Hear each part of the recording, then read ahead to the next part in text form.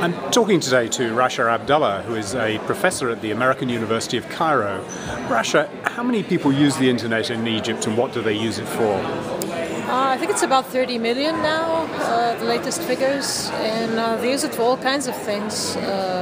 Since January 25th of last year, the use has been mostly to find political information more than anything else.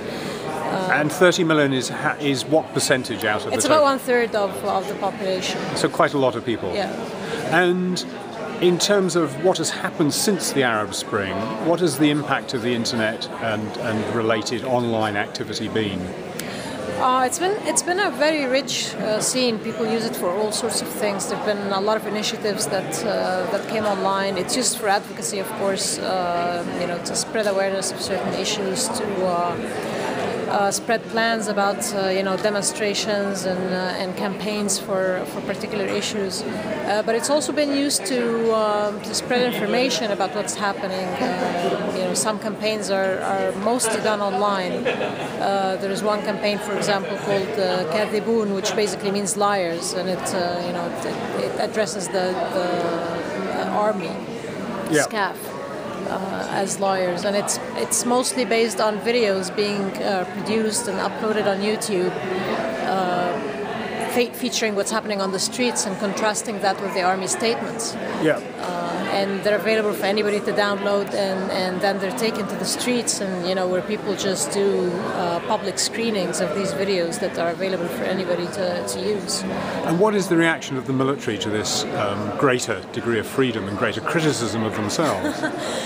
They've been cranking down on people with military trials, with more and more military trials. We have about anywhere between 12 to 16,000 people who have been subjected to civilians who have been subjected to military trials in Egypt since January 25th.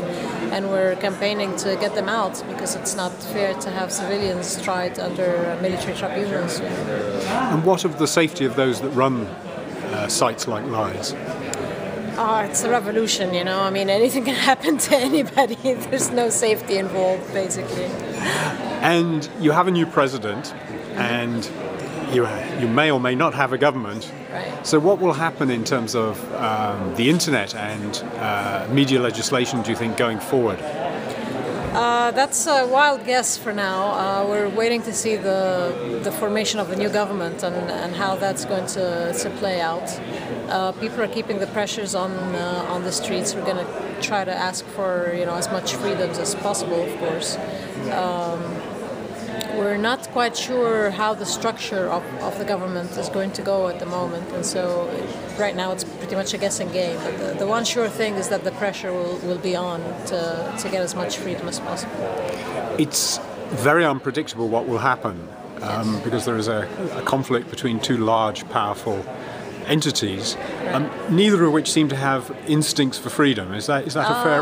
Yeah, I would say that's a fair thing to say. Yeah. And so, how will you navigate, do you think, between those two blocks? You have to keep the pressure on. The civil society is now very vibrant in Egypt. It's as vibrant as it has ever been, and you have to spread awareness to people, which I think many people just got it by now. That I mean, you have to have freedom before or in order to have anything else, including food on the table. Yeah. And so I think a lot of people now understand that this is really important and it's worth dying for, and they're willing to do that. Thank you very much for talking to me today. Thank you.